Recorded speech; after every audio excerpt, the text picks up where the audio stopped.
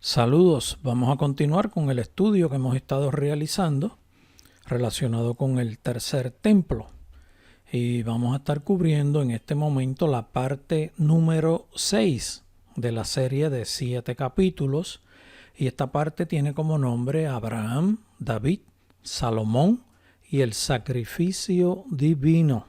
Hemos cubierto ya Abraham en Moriat, Moisés y la ley, David conquista a Jerusalén, David, Salomón y el templo, y el primer templo y el segundo templo.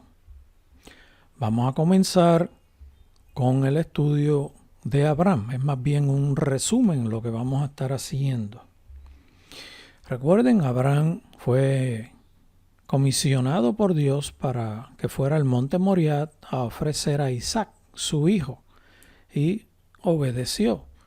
Iban caminando hacia Moriat, él preparó allí un altar y colocó a Isaac sobre la leña puesta sobre el altar para ofrecerlo en sacrificio. Estaba dispuesto a hacerlo de corazón, lo había hecho, o sea, lo hizo de corazón. El ángel le detiene en un momento dado cuando ve que estaba dispuesto a bajar ese brazo con el cuchillo y a ofrecer a su hijo, que estaba ahí sobre el altar que él preparó.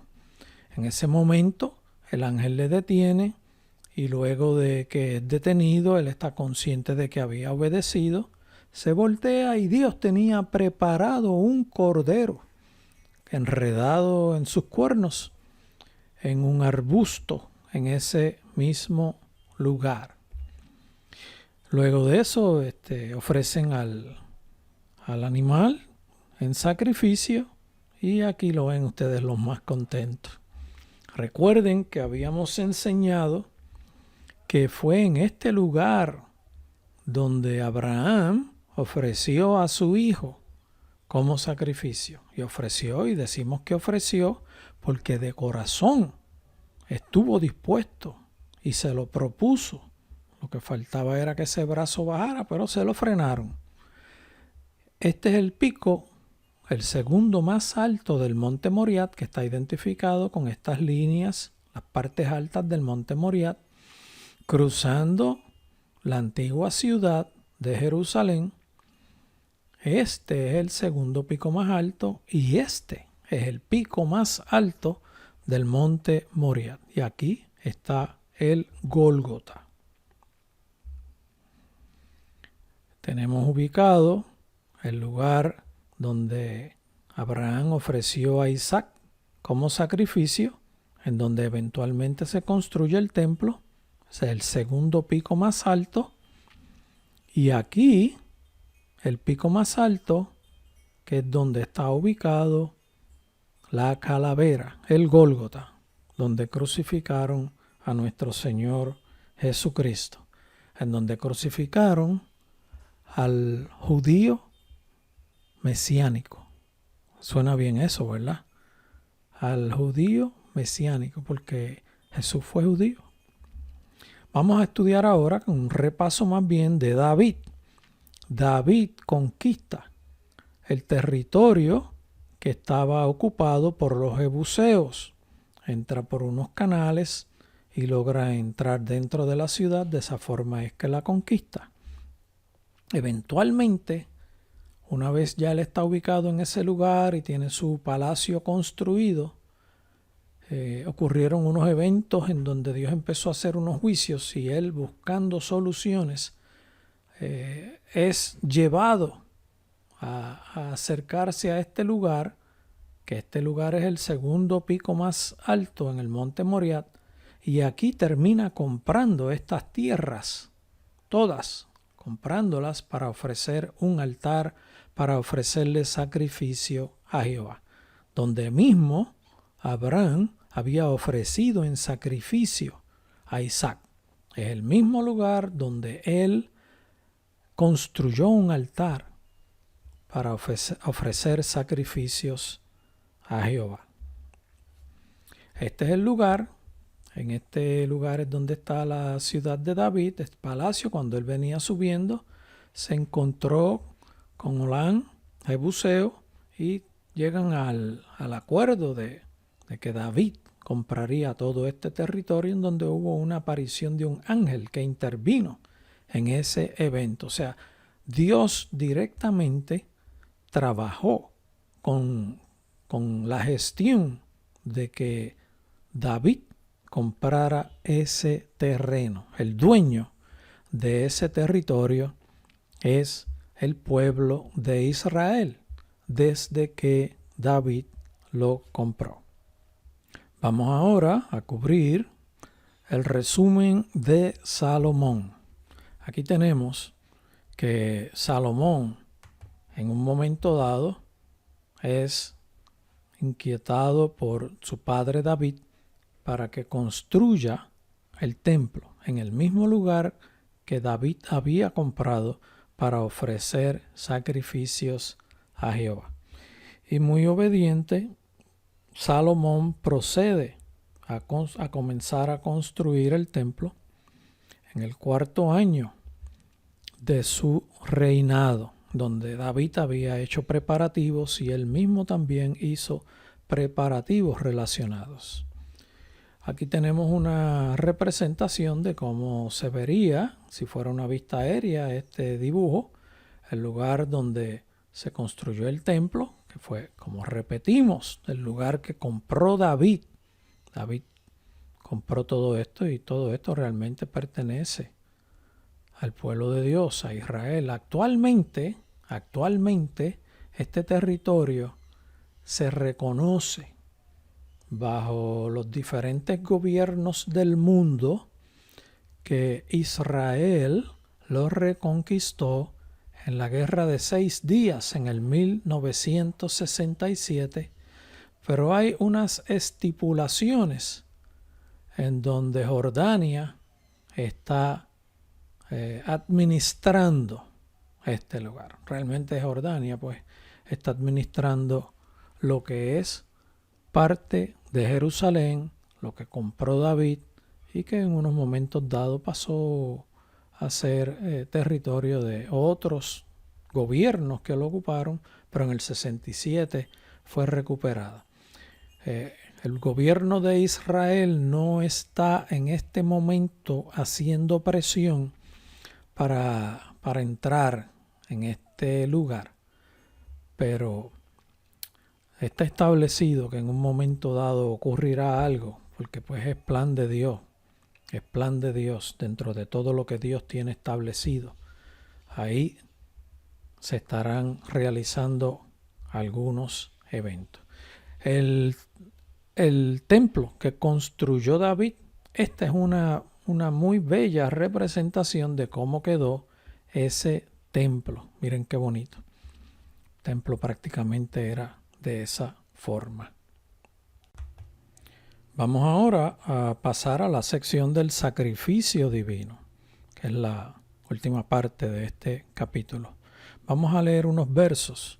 En Éxodo capítulo 12, verso 21 dice: y Moisés convocó a todos los ancianos de Israel y les dijo: sacad y tomaos cordero por vuestras familias y sacrificad la Pascua. Esto fue cuando Dios estableció la Pascua, en el momento del Éxodo, en el mismo momento en que Dios se había propuesto y Moisés había logrado la victoria desde el punto de vista de que alineó a todo el pueblo para salir de Egipto. Y esa noche tomaron la Pascua, pasaron la sangre del cordero por el dintel de las puertas y el ángel de Jehová, el ángel de la muerte, pasó y mató a todo primogénito que no tenía pintado el dintel, el marco, podríamos decir nosotros, de las puertas, identificando de que estaban obedeciendo a Dios. Y todos los primogénitos murieron, incluyendo el de Faraón. Ahí es donde se comienza la celebración de la Pascua, que fue el mismo día que eventualmente, cerca de unos aproximadamente 3.500 años desde nuestra fecha, se instituyó la Pascua, y cerca de 2000 años atrás, Jesús, el día de lo que llamamos nosotros el Viernes Santo, se ofreció Él en perfecto sacrificio. Y recuerden que el sacrificio se ofrecía al lado derecho del altar, como mismo se instituyó en la ley que Dios le dio a Moisés. En un momento dado, tenemos aquí el templo, en este lugar es donde estaba ubicado, y Jesucristo fue crucificado en este lugar. Y podríamos también decir que fue al lado derecho del altar y fue fuera de los límites de la ciudad, como mismo Dios tenía establecido en la ley que fue dada a Moisés. Aquí tenemos una representación del templo en una foto aérea. Los límites de la ciudad en aquella época estaban aproximadamente por aquí, y el lugar del sacrificio de nuestro Señor Jesucristo fue aquí en el Gólgota.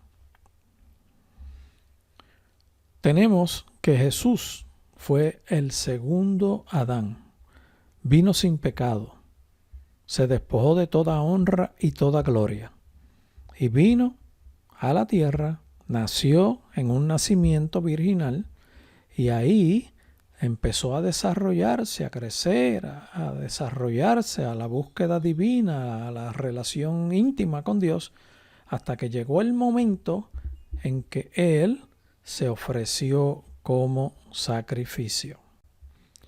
¿Y en dónde se ofreció como sacrificio? Bueno, lo llevaron, porque Él entregó su vida, Él dio su vida como perfecto sacrificio, y fue llevado al lugar de la Gólgota, del Gólgota, que es este lugar de aquí, todo este territorio, y fue crucificado exactamente en este lugar. Este lugar, ustedes ven esta roca, esta pared de roca plana. Ese era como la parte posterior del lugar donde los crucificaban, porque todo frente a ese territorio era un territorio amplio, había una carretera, un camino de grande uso, donde transitaban bastantes personas, y era un lugar bien accesible para que vieran a las personas que eran crucificadas y recibieran la enseñanza que ellos querían dar, de que el que cometía un error, pues eso no, la consecuencia era la muerte en crucifixión. Aquí nosotros tenemos una vista un poquito más cerca, el lugar de la crucifixión, y habíamos dicho que por este lugar Jeremías entró, el arca del pacto, el candelero, la mesa de los panes y otros utensilios que estaban en el templo que no fueron llevados a Babilonia por parte de Nabucodonosor. Esta es una vista más cerca, lo que les he mencionado, la pared plana, esta roca. En este lugar fue que se realizó la crucifixión. Esto es una foto del 1900, y por aquí fue la entrada de Jeremías y eventualmente la tapa con rocas, unas encima de otras, y las sella. El arca lo metió dentro de lo que podemos llamar un cofre preparado con una tapa, un cofre en roca, en piedra, y una vez lo tapa con todos los utensilios adentro, le tira tablas, le tira pieles y lo cubre con un poco de tierra para esconderlo. Eso fue lo que ocurrió. En los estudios arqueológicos que se realizaron, cuando estaban buscando en ese territorio, que fueron limpiando, iban limpiando la pared hacia abajo y encontraron los lugares donde ponían los rótulos, los 3 huecos donde acomodaban los rótulos, y en este lugar, mientras fueron limpiando, más hacia abajo, encontraron el lugar donde ubicaban el poste de la cruz para que se sostuviera. Y nuestro Señor Jesucristo fue crucificado en ese lugar, como habíamos dicho anteriormente. En un momento dado, cuando Él muere, un soldado le le atraviesa con una lanza el costado y de su costado sale sangre y agua. Salió sangre y agua, hubo una acumulación que científicamente la formación de agua y sangre en esa cavidad torácica es a consecuencia de la intensidad por la cual él pasó, en donde permeaban el agua dentro del cuerpo y se entremezclaban con la sangre. E internamente era como la palabra correcta es una permeación, tiene un nombre científico que yo no lo recuerdo en este momento dado, pero la permeación de sangre y de sudor se entremezcló del agua dentro del cuerpo y formó una bolsa de sangre y agua, que cuando le clavaron la lanza por el costado es como si hubieran roto la bolsa que contenía toda esa sangre y esa agua y se derramó en chorro hacia abajo. Y aquí, en un momento dado, había una grieta por la cual la sangre descendió hacia la parte inferior. Aquí estamos viendo el lugar donde ubicaban la cruz. Aquí está media tapada porque la tapaban con una piedra, como una base de béisbol, de pelota, más o menos de esas dimensiones, pero en piedra. Y aquí estamos viendo un pedazo del hueco en donde ubicaban el poste de la cruz. Y aquí estamos viendo la grieta por donde bajó la sangre. ¿Y a dónde bajó esa sangre? Esa sangre bajó por una grieta que tiene cerca de 20 pies y abajo había una cueva. Y esta es la cueva en donde Jeremías guardó el arca dentro del cofre.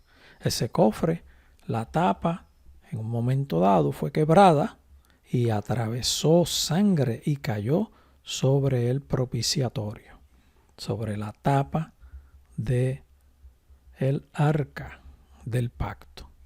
Así fue que ocurrió todo eso.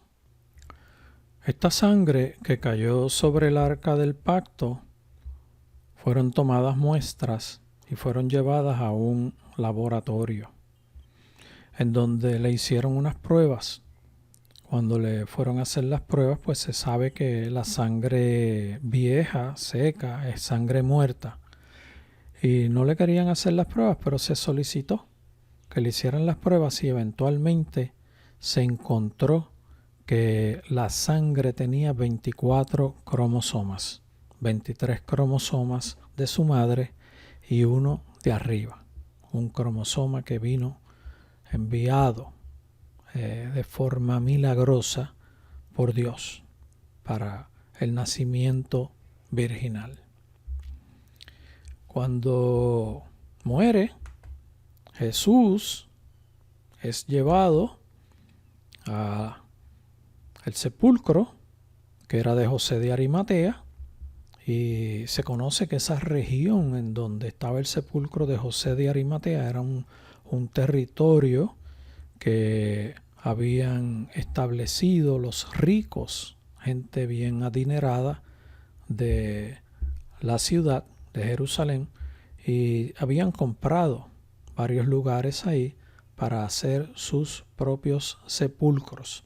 Este sepulcro no había sido usado nunca y fue puesto dentro del sepulcro.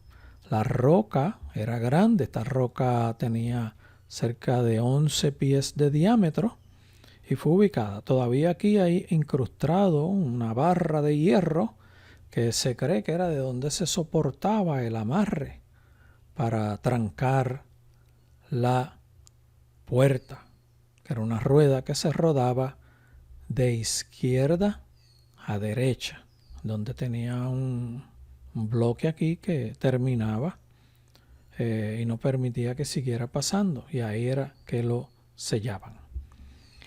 Este es el lugar que conocemos hoy día, que es el sepulcro en el jardín de este lugar. Aquí había un viñar, más a la derecha un viñar, y era un lugar en donde se sembraban uvas para tener el lagar y sacarles el jugo al fruto.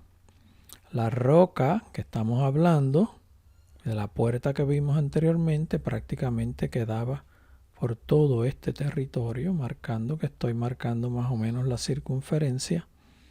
Era una roca bastante grande, por eso fue que dijeron, ¿y cómo lo habrán movido? Eso fue lo que ocurrió luego de la crucifixión.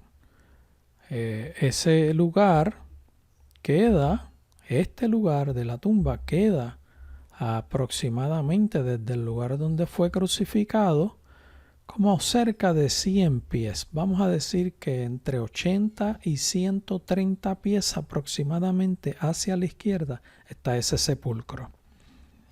Aquí estamos viendo la calavera. Jeremías entró por aquí y llegó hasta allá abajo. Y con Dios, Jeremías conocía todo este territorio como la palma de su mano, porque él en unas ocasiones se escondió por esos lugares. Pero como él sabía que ya era inminente, que Nabucodonosor iba a invadir a Jerusalén, él protegió el arca, que nunca más iba a volver al recuerdo y no se iba a hacer otra. Dios tiene reservada esa arca para el tercer templo. Esto fue lo que ocurrió. La sangre descendió. Una vez el soldado le clavó la lanza por el costado y cayó sobre el arca del pacto. Vamos a presentar ahora unas pruebas relacionadas con la muerte de Jesucristo, del Mesías judío, y quiero repetir la palabra judío. Jesús era judío, el Mesías judío.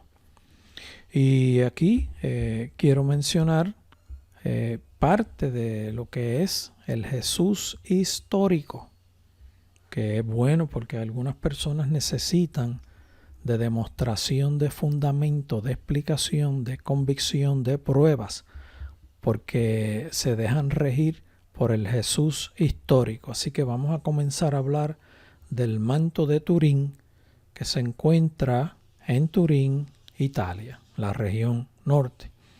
La Iglesia Católica lo ha guardado y lo tienen allí reservado. Vamos aquí a ver unas fotos del momento en que se formó la imagen del Mesías judío en el momento de su resurrección.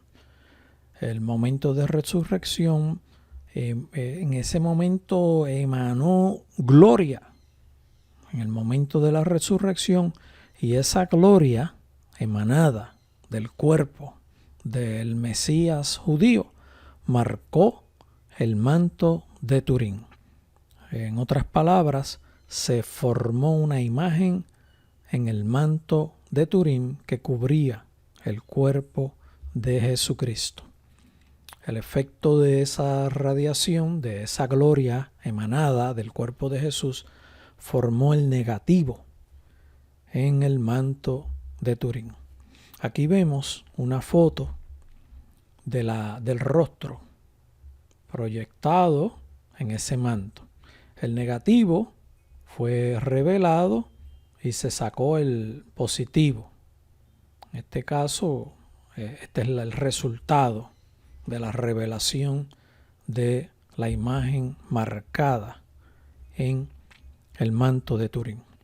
Fíjense que todo lo que vemos aquí concuerda, machea, está en perfecta sincronización con lo expresado en los evangelios. Y los que escribieron los evangelios no sabían todos estos detalles, que esto es prueba de que este Mesías judío es el que está registrado en el manto de Turín, el que fue crucificado y el que fue puesto en la tumba de José de Arimatea. Fíjense en este ojo hinchado. Yo siempre he pensado que fue un zurdo, un soldado zurdo, que le metió un izquierdazo y le hinchó el ojo. Miren su nariz, que tiene una pequeña desviación en la parte de arriba, hinchado. Miren las manchas de sangre, los puntos blancos, son manchas de sangre en el pelo, a consecuencia de la corona de espinas que le pusieron.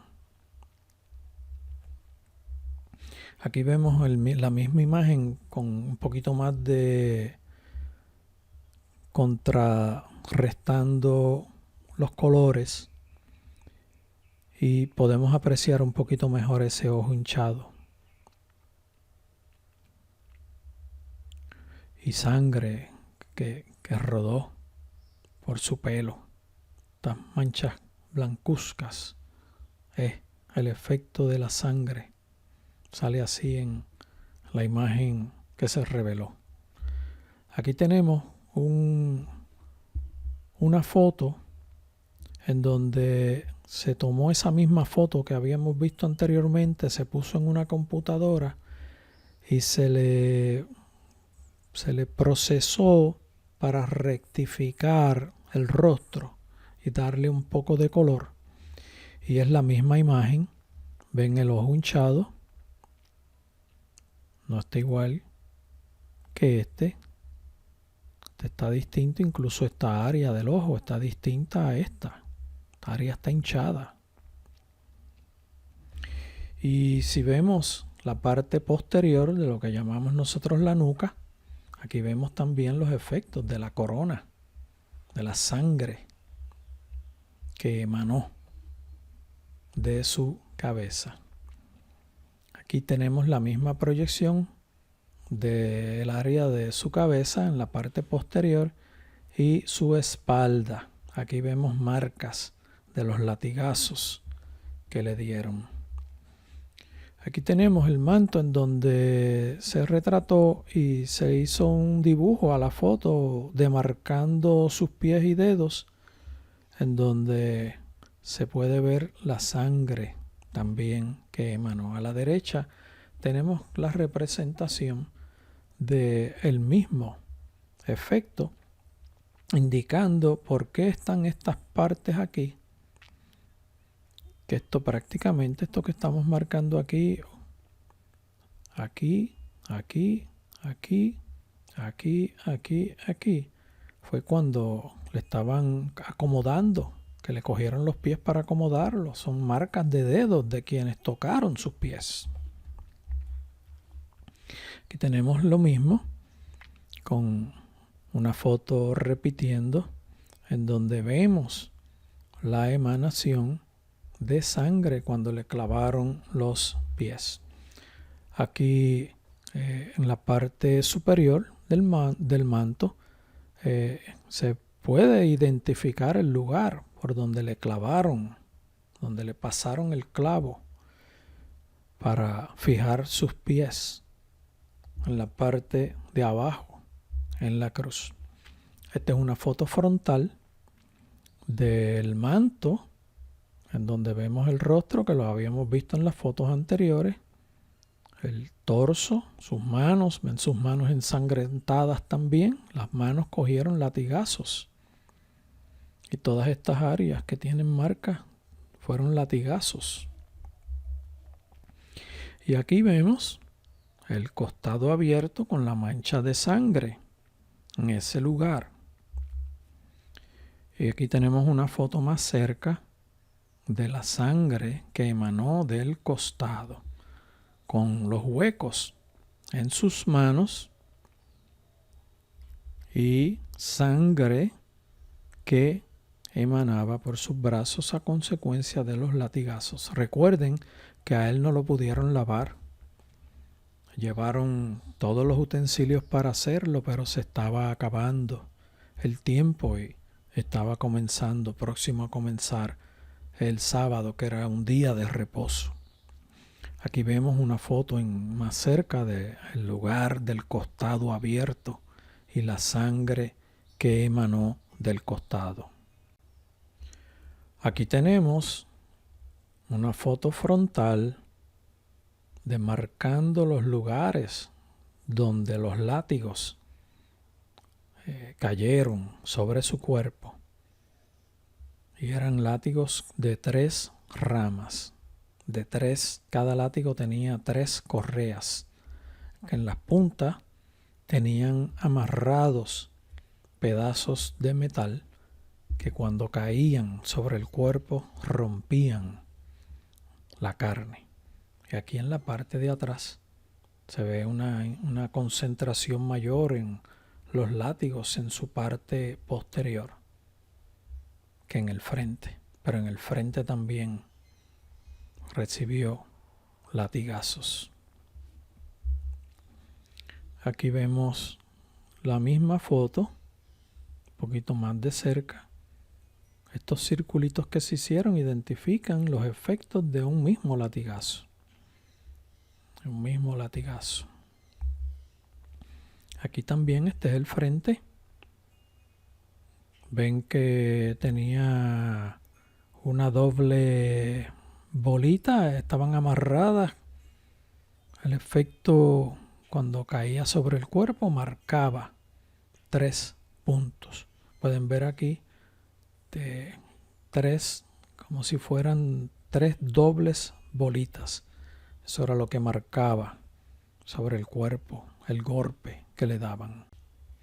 Y como le dijimos, todas esas marcas que le dieron fueron ocasionadas con un látigo como este.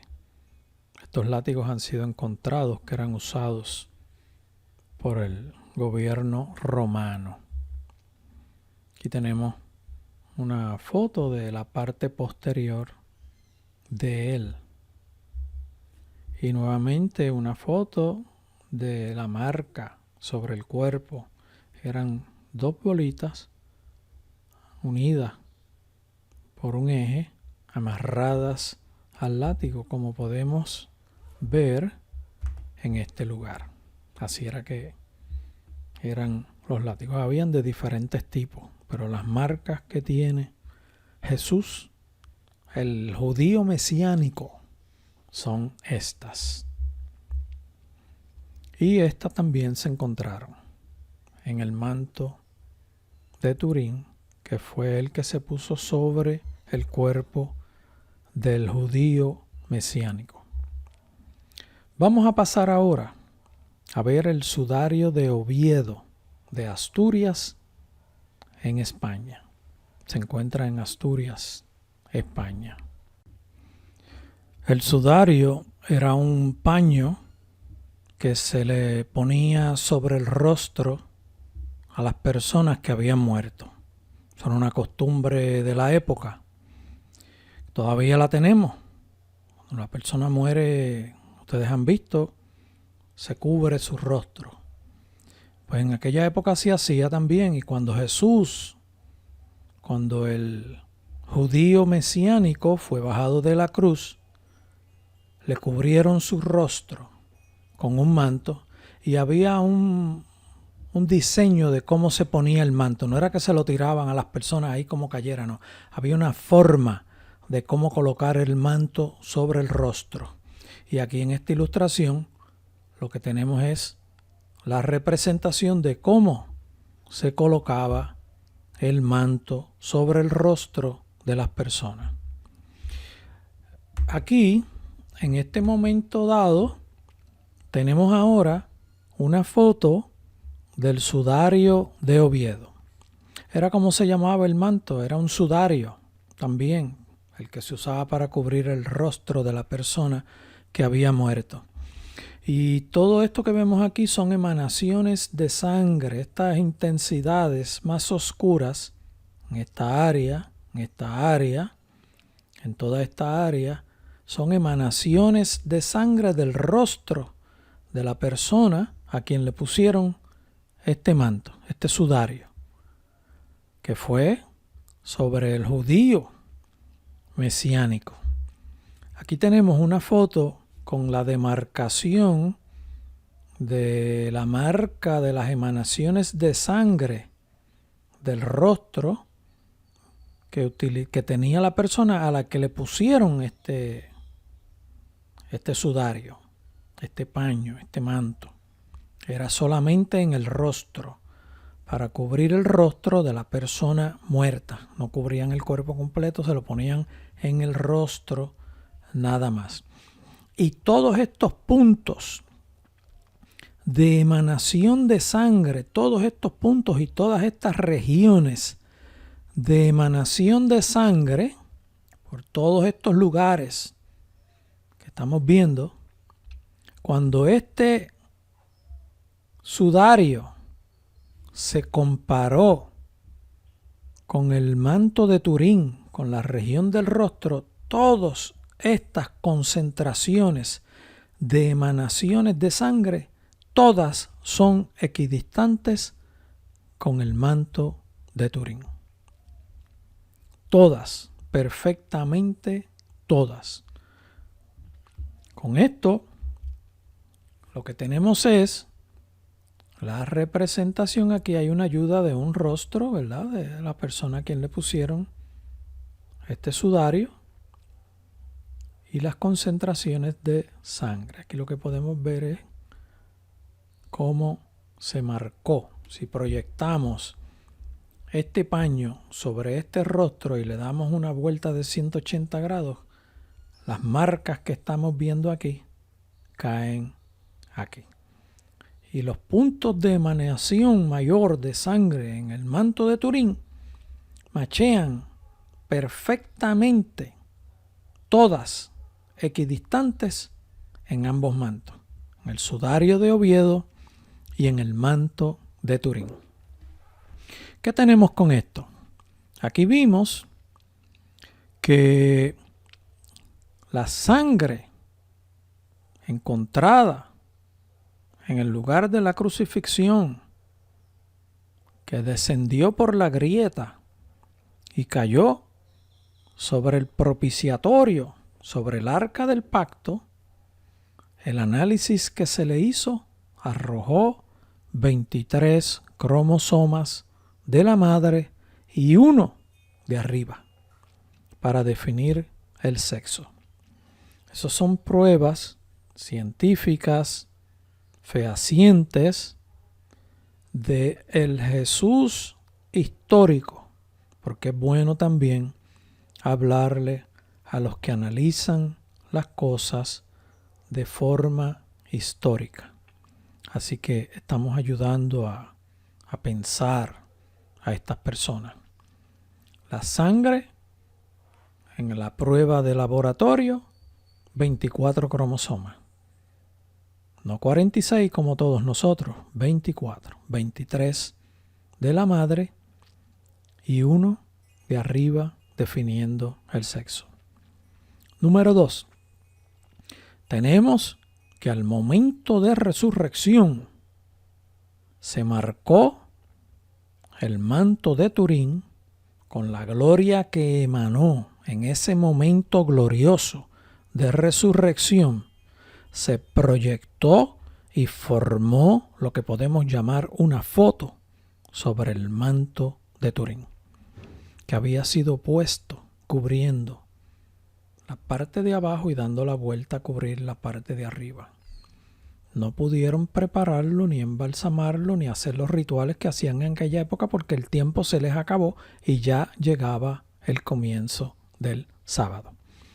Así que ellos fueron las que trabajaron con él, le hicieron los preparativos mínimos, sin pasarle paños por encima de su cuerpo, sin regar la sangre, y a consecuencia de que el tiempo se les estaba acabando, pusieron el paño, colocaron a Jesús sobre la mitad del paño y el resto del paño lo voltearon por encima de su cabeza y cubrieron hasta sus pies. Esa emanación de gloria que tiene la proyección y la imagen, que va en intensidad penetrando a través de la tela de ese manto, es imposible que sea pintado, porque un pincel no entra con intensidad como entró la imagen sobre ese manto, que tenía en su superficie una mayor intensidad y iba perdiendo intensidad de imagen mientras se proyectaba hacia adentro del tejido.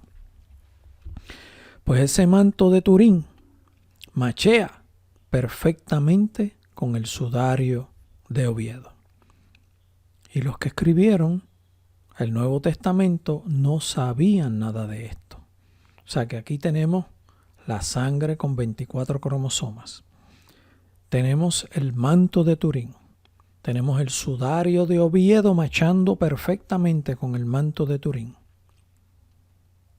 Y todo concuerda a que esto se trata del judío mesiánico.